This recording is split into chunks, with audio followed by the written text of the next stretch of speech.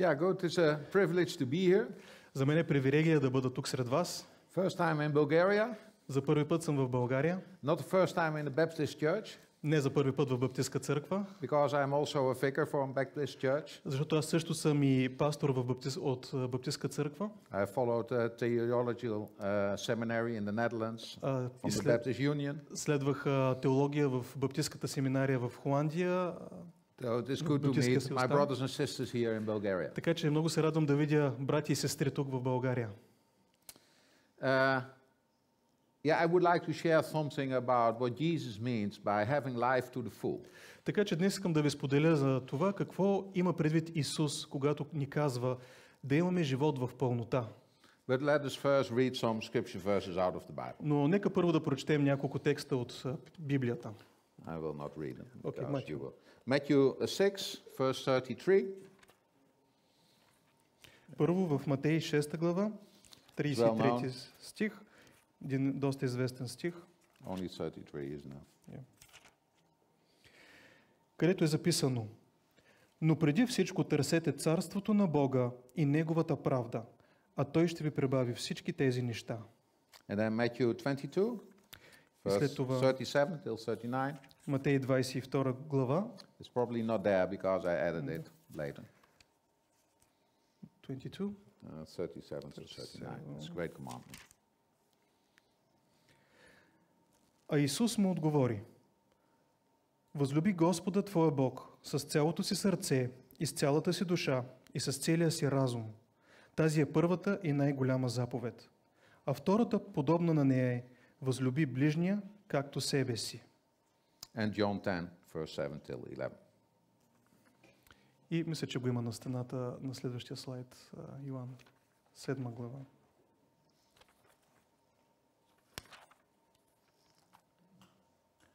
Тогава Исус пак рече: истина, истина ви казвам, аз съм вратата на овцете. Всички, които са дошли преди мене, са крадци и разбойници, но овцете не ги послушаха. Аз съм вратата, през мене ако влезе някой, ще бъде спасен. И ще влиза и ще излиза, и паша ще намира. Крадецът влиза само да открадне, да заколи и погуби. Аз дойдох, за да имат живот и да го имат изобилно. Yeah, this last verse is the main question for this sermon. Последният стих е основният ни въпрос за тази проповед. What did Jesus mean by this abundant life or life to the full? Какво има предвид Исус, когато казва да имаме живот в пълнота, в изобилие?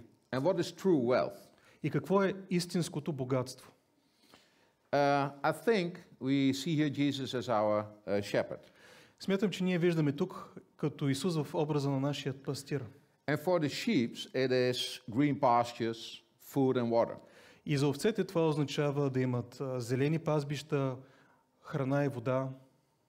And the presence of the shepherd, he is protecting the sheep. И присъствието на овчаря, защото той защитава овцете. And when the sheep drift away, he go after them and bring them back to the herd. И когато овцете се отклонят, той ги връща обратно в стадото. But what is it for us? Но какво означава това за нас? I think knowing that Jesus is the good shepherd is not enough. Смятам, че просто да знаем, че Исус е добрият пастир, просто не е достатъчно. We need to experience this fullness of life that Jesus has promised. Ние трябва да изпитаме от опит пълноценният живот, който Исус ни обещава. And how can we experience that? И как може да опитаме това на практика? It's not just knowing that Jesus died for us. Това не е просто само да знаем, че Исус умря за нас. Maybe that's enough for having our soul saved and going to heaven. Това е достатъчно, за да ние да знаем, за да нашите души да бъдат спасени и ние да отидем в рая. But to experience the full life is something else. Но да опитваме и да живеем пълноценния живот е нещо друго. To experience the full life has to do with applying Jesus' words and principles to our daily life. Да живеем живот в пълнота означава да прилагаме принципите на Исус в нашия ежедневен живот. We need to follow His words and practice His words in our daily life and working life. Ние трябва да изследваме неговите принципи и думи в нашия ежедневен и работен живот. That is Jesus saying before. Това е което Исус казва преди. The first thing we should do is looking for the kingdom and its righteousness, and all the other things will follow from that.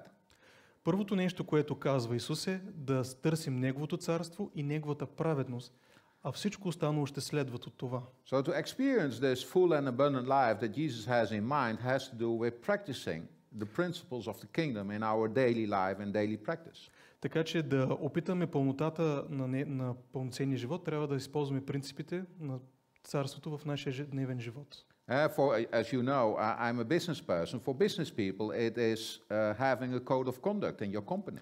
Както знаете, аз съм и бизнесмен и за бизнесмените имат етичен кодекс, по който движат своите компании. Having guiding principles you work by who are aligned with the principles of the kingdom. Имам принципи, които насочвам компанията и които ръководим, които са в съответствие с библейските принципи. But the question is, do you also have this for your personal life? Но въпросът е дали ние имаме всичко това също и за нашия личен живот. Did you ever make for your personal life a code of conduct you would like to live by? Направили ли сте в личния си живот такъв етичен кодекс, по който искате да живеете? Did you write down the principles you would like to guide your life by? Написали ли сте си, например, принципите, които искат да ръководят вашия живот? And are the principles and this behavior aligned with the principles of the kingdom? И дали тези принципи и вашето поведение отговарят на принципите на царството? I think when we live according to the principles of the kingdom, this full life we can experience. Смятам, че когато ние живеем според тези принципи, тогава ние може да разберем пълнотата на живота. But what I see in daily practice and also in business, но това, което виждаме в ежедневната практика, също и в бизнеса, is that we don't take this rule of Jesus, seeking the kingdom first and follow its principles as the foundation of our life. Виждам, че ние не прилагаме тези принципи първо да следваме Божието царство и неговата праведност и след това останалите неща. Or see it as the foundation of an abundant and full life. Или не го виждаме това като принцип, който да дава пълноценен живот, живот в пълнота. Many of us, and including me, много от нас, включително и аз самият, are guilty of running after one form of wealth.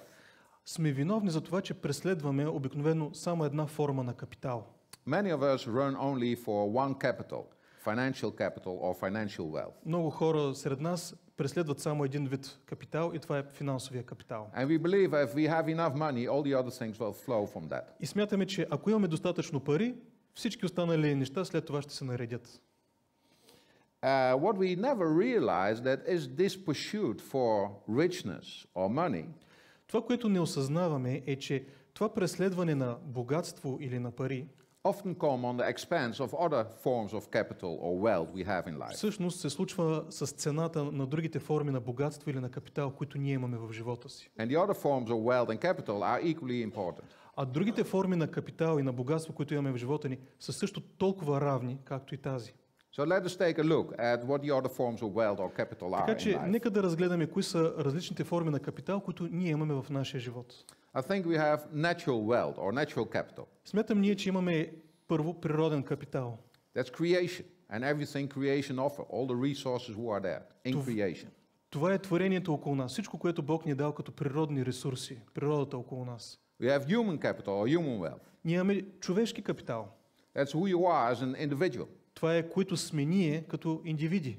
With all your skills and talents and everything that belongs to you. С всички умения, таланти, всичко, което вие притежавате. I think we have productive wealth or productive capital. Смятам, че имаме продуктивен капитал, с който да създава нещо. That's our creativity. Това е нашата креативност. That's our skills and talents. Нашите умения и таланти. Then we have relational wealth. След това имаме един вид социален капитал, взаимоотношения.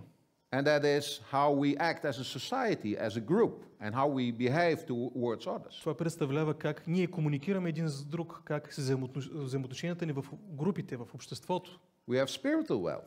Ние имаме духовен капитал. That's the honor of God. Това е почитта ни към Бога. The God who provides for everything, Бог, който ни осигурява всичко, maintains everything, поддържа всичко and will finalize everything. и ще завърши всичко. And then we have physical wealth. И след това имаме и физическия капитал. Physical wealth is the things we produce, the assets. It's a chair, it's our car, it's what we make. Fizическия капитал е това, което ние произвеждаме, дали би било стол или автомобил. Това са материалните ни активи. And at the end, we also have financial wealth and financial capital. И накрая, разбира се, имаме и финансов капитал и богатство. And having an abundant and full life И това да имаш пълноценен живот в пълнота lies in the way how we treat all these forms of capital and are able to multiply them all. Означава как ние се отнасяме към всички тези форми на капитал и как може ние да ги мултиплицираме. The first 5 forms of capital are given to us by God. Първите 5 форми на капитал са неща, които Бог са ни дадени от Бог. They are for free. Те са безплатни за нас. It is God's provision for our life. Те осигуряват нашия живот. They are connected to creation. Те са свързани с творението. You know, first God created the earth. He took 5 days for it. Знаете, Бог първо създаде света, отне му 5 дена да го направи такъв He took какъвто е. 5 days to create an environment where we as a human being could flourish and blossom. Отне му 5 дена да създаде среда, в която ние да процъфтяваме и да се развиваме. That's natural capital. Това е природният капитал. Then he created man, След това той създаде човекът, human capital. човешкия капитал. Then he gifted man with all kind of gifts, talents and skills to maintain creation and to add value to it. След това той създаде човекът и му даде всички дарби и таланти да бъде креативен, творчески, за да може да твори, да създава. That's productive wealth or productive capital. Това е продуктивният капитал. Капитал, Then he който може да created the създава. woman. He said it's not good that man is alone. След това той създаде и жената. So he Защото не е added добре, relational capital and relational wealth. не е добре за човека да бъде сам. Той създаде социалния капитал на база за взаимоотношенията между And he хората. gave himself to mankind. И той даде себе си на That's the good човечеството, shepherd. като добрият пастир. That's spiritual wealth. Това е духовният капитал. We added 2 parts of wealth to it. Ние, разбира се, добавихме 2 допълнителни капитала. And God wants us to do that. И Бог ни е надарил с това да може да го правим. Out of these 5 forms of capital, we started to create our society. От тези първоначални 5 форми на капитал, ние сме започнали да изграждаме нашето общество. We use these 5 forms of capital to build our houses, Да използваме този първоначален 5 форми на капитал да изграждаме нашите to домове, create physical wealth. да създаваме физическо богатство. And it's good because it makes life more comfortable. И това е добре, защото прави животът ни по-удобен. We produce clothes, we produce technology, and that makes life more comfortable and good. Произвеждаме дрехи, създаваме технологии и това улеснява животът ни. And to make the го прави system по-удобно. work, we add financial capital to it. И за да може всичко това да работи, ние сме добавили и финансовия капитал към това. It's the liquidity in the system. Това е ликвидността в системата. It helps us to trade very easily. Това ни помага ние да търгуваме много лесно. It helps us to give value to certain things. Помага ни да даваме стойност и да оценяваме различните But неща. basically, it's a creation of man. Но в основата си това е творение на човека.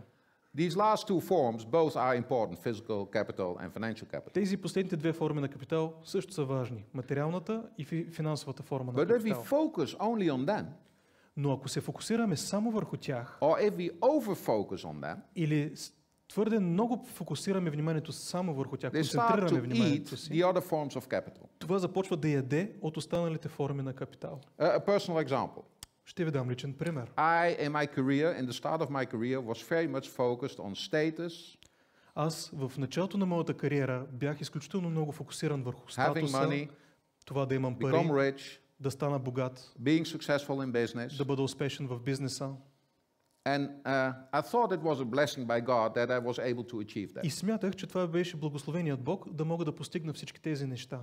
But one evening I came home, Но една вечер аз се прибрах в дома си and my wife said, и жена ми каза: Walter, if you keep on living in this way, Валтер, ако ти продължиш да живееш по този начин, we will get divorced. ние ще се разделим, ще се разведем. And I slowly understand we developed 2 parallel lives in our marriage. И тогава разбрах, че ние бавно сме започнали да създаваме 2 различни паралелни свята в нашия брак. And I start to understand that my success and my richness came on the expense of relational capital. И тогава започнах да осъзнавам, че моето богатство и моят успех идват на сцената на моят социален капитал, на моето семейство. It also came on the expense of spiritual capital. My relationship with God changed. Това също се оказа, че идва на цената на моят духовен капитал, на база на моите взаимоотношения с Бог. It came on the expense of productive capital because I was working that hard that I slowly started to get stressed and burned out and become less creative and less able to do what I needed to do. Това започна също да се плаща твърде много и с цената на моя продуктивен капитал, защото колкото много работих, аз започнах да ставам по-малко и по-малко продуктивен, креативен, да изпитвам бърнаут. And that was also affecting my health. И това също започна да се отразява и на моето So it здраве. came on the expenses of human capital. И започна да се плаща с цената на моя човешки капитал. I thought I was building the full and abundant life Jesus was talking about. Смятах, че през цялото време бях създавал този живот в пълнота, за който Исус говореше. But I created a suboptimal life Но аз всъщност създадох неоптимален начин на that живот. only had flourishment in two forms of capital. Имаше продуктивност и успех само в две от формите на капитал. Physical capital and financial capital. Физическия капитал и материалния капитал и финансовия капитал. But I was losing the other forms of capital. Но аз през това време губих останалите форми на капитал. And I think that's a wrong way of looking to life. И смятам, че това е наистина много грешен начин, по който ние да гледаме на живота. Sure, there is a meaning in physical and financial capital. Разбира се, има своята стойност и ценност в физическия и финансовия капитал. But the meaning in these two forms of capital is that they should serve the other forms of capital. Но смисълът на тези последни две форми на капитал е те да служат на останалите форми от него. So I should build a house for my family. Така че да, разбира се, аз построих къща за моето семейство. Therefore I need money, Затова имах нужда от пари, financial capital, финансов капитал. and I need to build it. И трябваше да го Physical построя capital. физически. Трябваше. But my house will never become a home Но моята къща никога нямаше да стане дом, if I did not start to value the other forms of capital. ако аз не зачитах другите форми на капитал.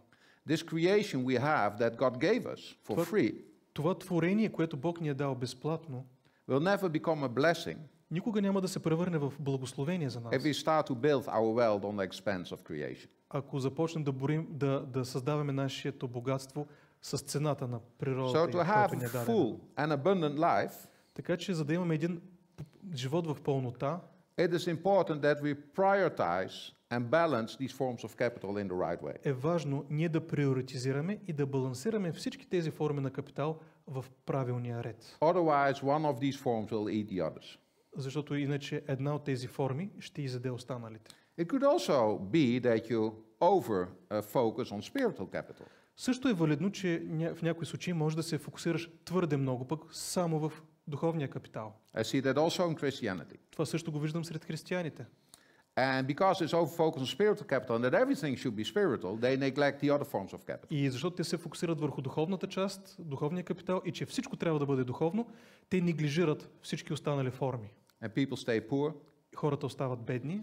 It could also be that you spend so much time in your church that you also neglect your partner and that it eats your relationship. Може да са толкова посветени в църквата и да остават толкова време в църквата, че да започнат да пренебрегнат своя партньор в живота. It could happen that you lose the reality with life and don't start to use your productive capital to take care of your family and others. Може да пренебрегнат капиталът, който им е продуктивният им капитал, творчеството, което имат те, и да пропуснат възможността да бъдат благословени за семейството, което им е дадено. It could also happen that you start to believe in your own doctrine so much that you are not loving other people anymore. Може да се фокусира толкова много и да обича човек толкова много своите си доктрини, че да забрави да обича ближния си.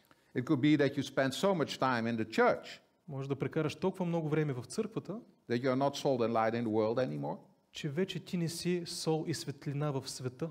and that you lose your connections with the non-Christians. И да загубиш своите взаимоотношения с нехристияните. So how many non-Christian friends do you have? Така че замислете се колко нехристияни приятели имате в Are you света. still part of this society? Все още ли сте част от това общество? Are you share of the local football club? Local football club. Yeah, the Споделяте soccer ли, club. ходите ли все още в местния футболен клуб? Are you integrated Интегрирате ли ги? and being salt and light there where you should be? И да сол и светлина ли сте там, където всъщност трябва да бъдете? So it's important to see this whole picture Така че много е важно и ценно ние да видим цялата and not картинка, to prioritize one а не да приоритизираме само едно нещо. because it easily eats the others. Защото това много лесно ще изяде останалите. There need to be some balance. Трябва да има някакъв баланс.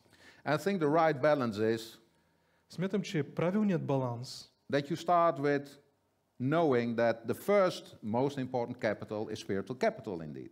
е, че основата и естествено най-важният капитал, който имаме, е духовният капитал. Because God is the source of everything. Защото Бог е източникът на всичко He's the provider of everything.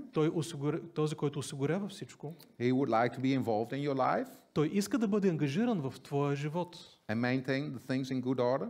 И да поддържа нещата в добър ред. And he will finalize your life. Sorry? Finalize your И той life. ще завърши твоя живот. And also bless your efforts. И също ще благослови That твоите will be a усилия. good output. So the second thing is you should prioritize is human capital. И второто нещо е, че трябва да приоритизираме, което трябва да приоритизираме, Because е without човешкия us капитал. doing something, nothing will happen. Защото ако ние не правим нищо, нищо няма да се случи. And how do you value your employees when you are in a company? И как тогава цениш своите служители или когато си в компания? How do you value your church members if you are a pastor? Как цениш твоите хора в църквата, ако си пастор? How do you value your children? Как оценяваш ли своите деца? They are human Цениш ли wealth, ги? human capital that God finds very precious. Те са човешко богатство, което Бог намира за много ценно. He gave his whole life for them. Той е дал целия си живот за тях. And we often use them as a production tool, И ние често ги използваме за средство за производство, a means to an end. което ще свърши. And as a business person, we often see them as costs or only production Например, means. когато сме бизнесмени, ние просто виждаме понякога хората като разходи. So it's important to bring a right order in it. Така че много е важно ние да поставим нещата в правилния ред. But it's not a secret. Но това не е тайна. The first 5 forms of capital, they are the basic and the foundation of life. Първите 5 форми на капитал, те са в основата на живота.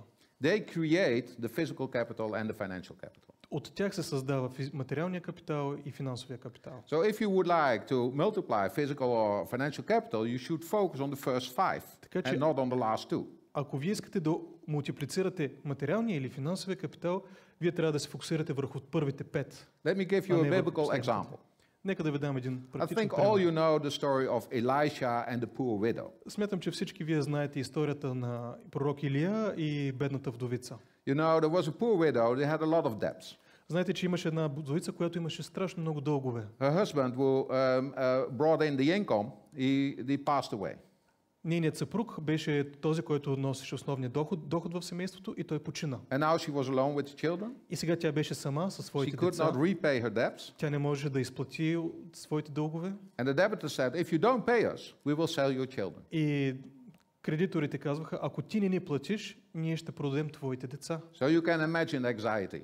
Така че може да си представите стреса. And she който е. didn't know what to do. Тя не знаеше какво да прави. And then she went to Elisha, the prophet. И тогава тя отиде при пророк Илия. And Elisha, the prophet, was asking, what do you still have? И тогава пророкът те попита, какво все още имаш? He said, I have nothing. Тя каза, нямам нищо. Yeah, maybe a little oil. Може би имам само малко масло. And then Elisha said, okay, go to your neighbors, Тогава Илия й каза, get отиди all при the своите jars you can get съседи, вземи всички съдове, които and можеш да start вземеш to от тях pull на out заем. this little oil and fill all the jars И that you започни can да get. изливаш това малко останало олио, което she останало във всички тези съдове. And afterwards И she тя had направи so така. many jars of oil, И тя имаше накрая толкова много съдове пълни с she could sell масло. them and repay her debt. Така че тя можеше да го продаде и да изплати дълга си. So imagine, Представете си, you are poor, вие сте бедни, you have nothing left. нищо не ви е останало. How to multiply and create financial capital? Как да мултиплицираш, да създадеш финансов капитал? First you go to God. Първо отиваш при Бог. The poor widow goes to Elisha. Бедната вдовица отиде при пророк You Илия, pray, you ask God for advice, който се моли за нея, So you моли Бог go за съвет. to spiritual capital. Това е духовният капитал. Then Elisha said, what is it you have left? Тогава той попита, какво ти е останало? She said, oh, I'm still there. I have a body. Все още съм там, имам си тялото, I have a little piece of oil. имам много малко количество She останало had some масло, physical олио. capital, Да. and she had human capital. Тя имала малко Then he физически said, капитал. go to your neighbors, relational capital. Тогава той каза, отиди при своите съседи, Gather the социалния jars. капитал, вземи назаем Put it into съдовете, practice, work with it, служи ги да работят and I will start multiplying it. и аз ще започна да го мултиплицирам. And out of that, you can create financial И от capital. това може да създадеш вече финансов капитал, за да Same. изплатиш твоя дълг. Happens to me when I was in Armenia. Същото се случи и с мен, когато аз бях в Армения. A woman came to me and she said, we had a vineyard and this vineyard is bankrupt. Една жена дойде при мен и ми каза, аз имам лозя, отглеждам лозя и ние фалирахме. And what should we do? И какво трябва да правим сега? I asked her the same. What is still left? И аз ти попитах същия въпрос. Какво все още имаш останало? She said, okay, I have a barn. Имам склад. I still have this soil. А все още имам тази земя. I have a man. A man, yeah. Имам своя съпруг. I have 2 children. Имам 2 деца. I'm still there. Все още съм там. I have my creativity. Все още имам идеи, креативна съм. Имам I мускули. have my health. Здрава съм. So there was a lot left. Все още беше останало доста. And when you look at these forms of capital, so I asked her, what can you do what still is left? Така че я попитах, какво можеш да направиш с всичко това, което е останало? So we talked a little and then I discovered she had a son who was a mechanic. Така че поговорихме се още малко и разбрах, че тя има сан, A mechanic, auto-mechanic. син, който е механик, автомеханик. I said, okay, you have a barn, you can start a garage in that. И казах, добре, все още имате складовете, може да отворите гараж там. Still you have your soil, natural capital. Все още имате вашата земя, природния If капитал. you can put another crop in the soil, what will Ако that имате do? възможност, посейте отново. Said it will grow and it will give me money. Какво ще стане? То ще порасне и ще произведе пари. But Ще I don't донесе- have money. Но ние нямаме пари. But maybe you have a relational capital. Но може би имате социален капитал, She had взаимоотношения. friends, she had Имате neighbors. приятели, съседи, And they were willing to give her a small loan to sow които the може field би биха with се another съгласили да й дадат малък заем, те отново да могат да засеят. Then she had a man and a son. Тя все още имаше и мъж, и син. They were healthy, Те бяха здрави, human capital. човешки капитал. They moved to the capital nation of Armenia and start to work there to make some money to have some income till the crop was grown and yield. Те започнаха да работят в to work In the city, в един град в Армения, за да през това време, докато растат нещата, те да могат да изкарват пари. and now she has a flourishing farm again. И сега тя отново днес процъфтява и отново се развиват нещата. So както there's преди. always something left you can use. Така че винаги има по нещо, което е останало, което може да използвате. And you have to look in this way to these other forms of capital. И вие трябва да гледате по този начин на тези форми на капитал. Because the first 5 who are given, Защото първите 5, които са дадени, they create the other 2. те създават последните 2. That's also what we learn business people. Това е също нещо, което, We до което call се it- учат бизнес хората. We call it asset management. Казваме му управление на активи. What do you still have in your company? What's already there that we can use and multiply? Това, което имаш в компанията, все още ти е останало да го използваш или да го мултиплицираш. And in that way, you can create an abundant life. И по този начин ти можеш да създаваш живот в пълнота. You have only to put in one extra thing, Тук само трябва да добавите още нещо допълнително. and that is love. Това е любовта. Because this is very clinical. It's called, it's an economic law. Защото тук действат икономическите закони, много е студено, твърде стерилно, And this only will work when you have a loving mindset.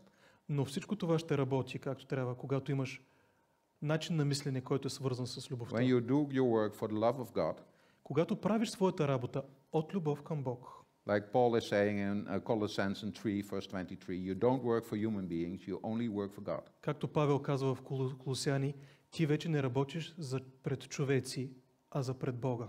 All the work we do, Цялата работа, която ние правим, if we are sweeping the floor, без значение дали чистим пода, if we are a carpenter, дали сме дърводелци or if we are in business, или сме в бизнеса, we should do it as we do it for God. ние трябва да го правим така, сякаш го правим за Бога. With our whole heart, С цялото си сърце, with our whole love, с цялата си любов and to reach a level of excellence that only honors and glorify God. и да достигнем ниво на съвършенство, чрез което да почитаме нашия Бог.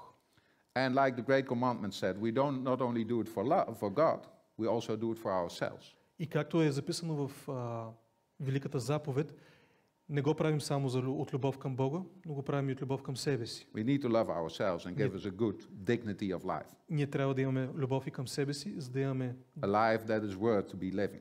достоинство и отношение към живота, за живот, който трябва да бъде живян. Because God wanted for you, Живот, който Бог иска за теб. and you should grant it yourself. И ти трябва да го осигуриш и за себе And out си. of this love for yourself, И от тази любов за към себе си, you should love others as well. трябва по същия начин да обичаш At the и same другите. way.